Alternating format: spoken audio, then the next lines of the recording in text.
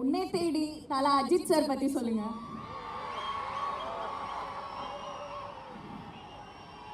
அவருக்கு இருக்கிற fan following வந்து அதிசயமான fan following, sincere to the fan core. நான் பண்ணும்போது பார்த்தீங்கன்னா அவருக்கு சில உடல்நிலை கோளாறுலாம் இருந்துச்சு. அந்த நேரத்தில் வந்து அவ்வளோ கஷ்டப்பட்டு நடிப்பார். அவர் நடக்கும்போது பார்த்தீங்கன்னா, இன்ஃபேக்ட் நம்மலாம் நடக்கும்போது பார்த்தீங்கன்னா காலை கேஷில் நடப்போம். கால் வைக்கும்போது தரையை பார்த்தா தான் தெரியும் நம்ம கால் வச்சிருக்கோன்ட்டு.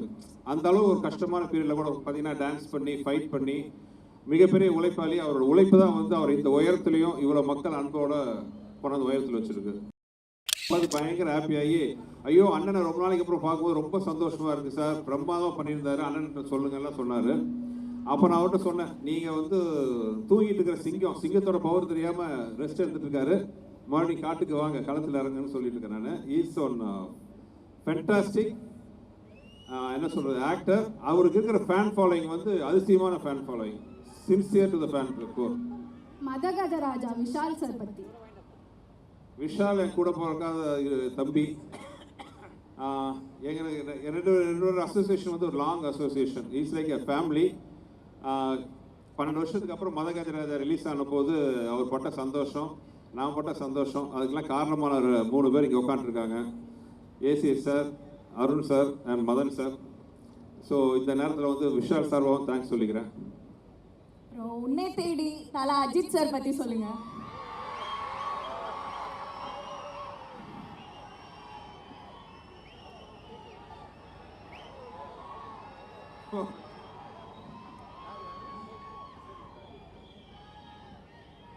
அவரு தான், நான் எதுவும் சொல்லவே தேவையில்லை. ஆக்சுவலாக நாங்கள் ஒர்க் பண்ணும்போது பார்த்தீங்கன்னா அவர் வந்து இந்த தலையாக உருவாகலை. அப்கமிங்கில் இருந்துட்டு தலைக்கான அந்த உருவாக்கத்தில் இருந்தார். பட் நான் அடிக்கடி சொல்கிற அதே வார்த்தை தான், இந்த ஹார்ட் ஒர்க். நான் பண்ணும்போது பார்த்தீங்கன்னா அவருக்கு சில உடல்நிலை கோளாறுலாம் இருந்துச்சு. அந்த நேரத்தில் வந்து அவ்வளோ கஷ்டப்பட்டு நடிப்பார். அவர் நடக்கும்போது பார்த்தீங்கன்னா, இன்ஃபேக்ட் நம்மலாம் நடக்கும்போது பார்த்தீங்கன்னா காலை கேஷில் நடப்போம். அவருக்கு என்னென்னா அப்போ உடம்பு பேக் போன் சின்ன பிரச்சனை இருந்ததுனால கால் வைக்கும்போது தரையை பார்த்தா தான் தெரியும் நம்ம கால் வச்சிருக்கோன்ட்டு. அந்த அளவு ஒரு கஷ்டமான பீரியடில் கூட பார்த்தீங்கன்னா டான்ஸ் பண்ணி ஃபைட் பண்ணி மிகப்பெரிய உழைப்பாளி. அவரோட உழைப்பு தான் வந்து அவர் இந்த உயரத்துலையும் இவ்வளோ மக்கள் அன்போட கொண்டாந்து உயரத்தில் வச்சிருக்கு. வைகை புயல் வடிவேலு சார் பற்றி சொல்லுங்க. வைகை புயல் வடிவேல் நிறையா இந்த படத்துலேயே நான் சொல்லுவேன். அதாவது இன்னும் எனக்கு ஆச்சரியம் தாங்களே, நானும் அவர்கிட்ட தான் 20 வருஷமாக ட்ராவல். எங்களோட முதல் படம் வந்து 2003 ஆரம்பித்தோம், 2003-4. கிட்டத்தட்ட 20 வருஷமாக வந்து நாங்கள் எங்களோட கண்டினியூ ட்ராவல் போயிட்டுருக்கு. இன்னும் வந்து அவர் பார்த்து நான் வேந்துட்டு இருக்கேன், அதிசயப்பட்டுருக்கேன். ஒரு நடிகை இப்படி நடிக்க முடியுமா? ஒரு சாதாரண ஒரு ஷார்ட்டாக கூட இருக்கும், ஒரு விஷயம், ஒரு சாதாரண ஒரு பொருளை பார்க்கணும் ஒரு சீனில். ஆனால் இந்த மாதிரி ஒரு விஷயம் அவருக்கு தெரியாது என்னட்டு, அதை பார்க்கணும். அந்த சீன் கூட இருக்குன்னு நினைக்கிறேன்.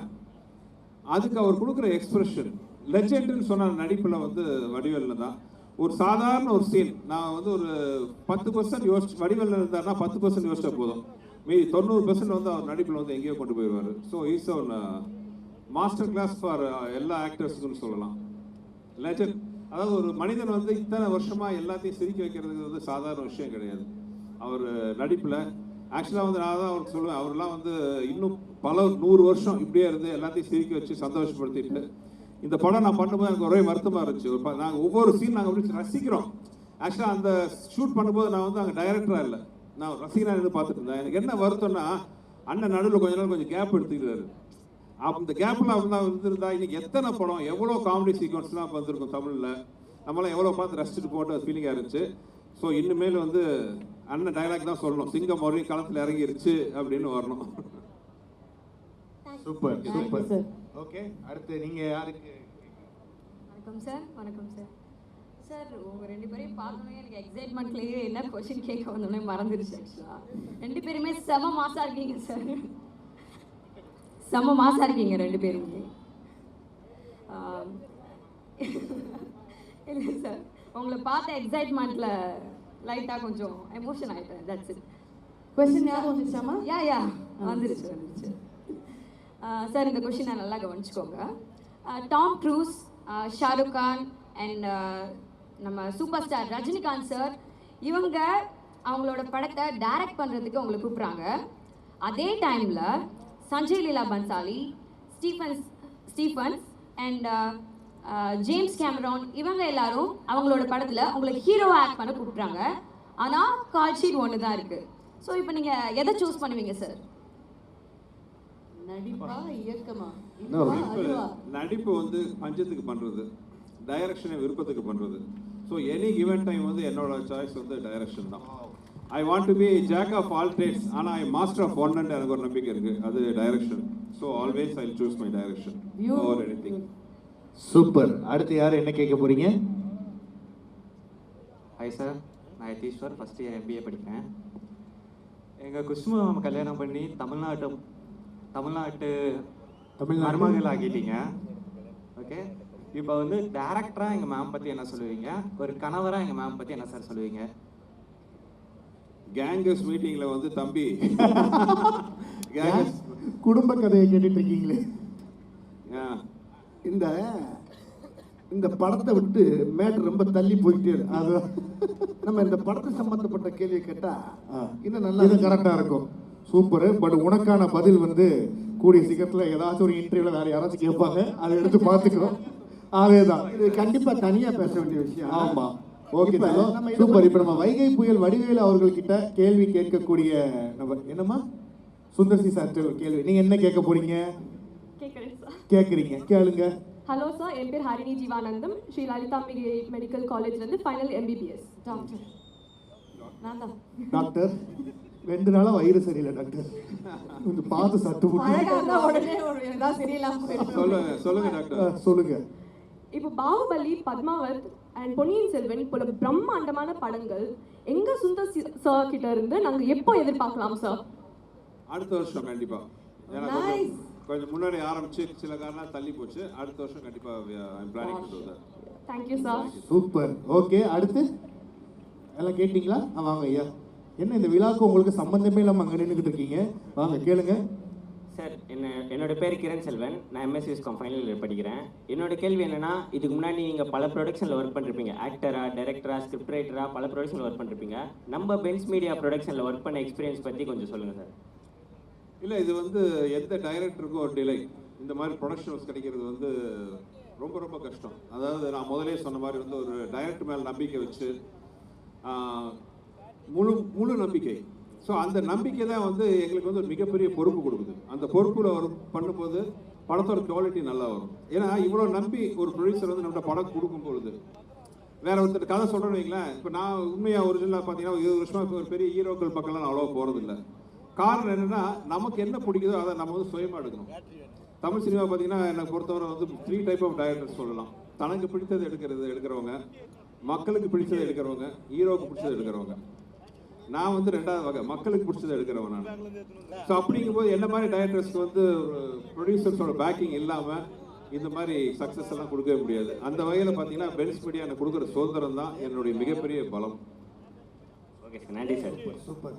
அடுத்து அவ்வளோதான். சூப்பர். ஓகே, இப்போ நம்ம வடிவேலு சார் அவர்களுக்கு கேள்வி கேட்கக்கூடிய நபர்கள்லாம் வரலாம். ஸ்பெஷலா ரெடி பண்ணிட்டு ஆமா சார் நமக்காக. ஆமா வாங்க வாங்க, இதோ வந்திருக்காங்களே. இதோ பாருங்க. முன்னெச்சரிக்கையா ஒரு வார்த்தை சொல்லுங்க சார். நமக்கு மட்டும் எப்படி சார் இப்படிலாம் அமையுதுன்னு தெரியல சார். ஒரே தி கேர்ள்ஸ் சார். ஏதா இருந்தாலும் இங்கிலீஷ்ல கேட்டுறாதீங்க, அவுத்த கலைக்கிறோம். முதல் கேள்வி யார் கேட்குறீங்க? கேளுமா, கேளுங்க. கொடுங்க, கேளுங்க. ஹாய் சார், என் பேர் சந்தியா, நான் 2nd year MBBS ACS medical காலேஜில் படிக்கிறேன். என்னோட கேள்வி என்னென்னா, நீங்களும் சுந்தர் சி சாரும் வின்னர் மூவி ஒரு மைல் ஸ்டோனாக அமைஞ்சிருக்கு. அதே மாதிரி இந்த கேங்ஸ்டர் மூவி ஒரு மைல் ஸ்டோனாக அமையுமா சார்? கேங்கர்ஸ் படம் மைல் ஸ்டோனாக அமையுமா சார்? மயில்கல்லா? இது மயில்கல் இல்லைம்மா, இது மிகப்பெரிய வைரக்கல். இது இந்த படம் வந்து எப்படின்னு கேட்டீங்கன்னா, ஒரு ராஜா தலையில் இருக்க கிரீடத்தில் இருக்கக்கூடிய ஒரு வைரக்கல் தான் இந்த படம். படமே ஒரு கிரீடம், ஆனால் அதுக்கு மேலே பல லட்சக்கணக்கான வைரக்கல்லை பதிச்ச மாதிரி இந்த படத்தில் அவ்வளோ முத்தான விஷயம்லாம் இந்த படத்தில் இருக்குது. ஒன்றும் பெரிய கதையெல்லாம் இல்லை, சாதாரண கதையை தான் பண்ணியிருக்காரு.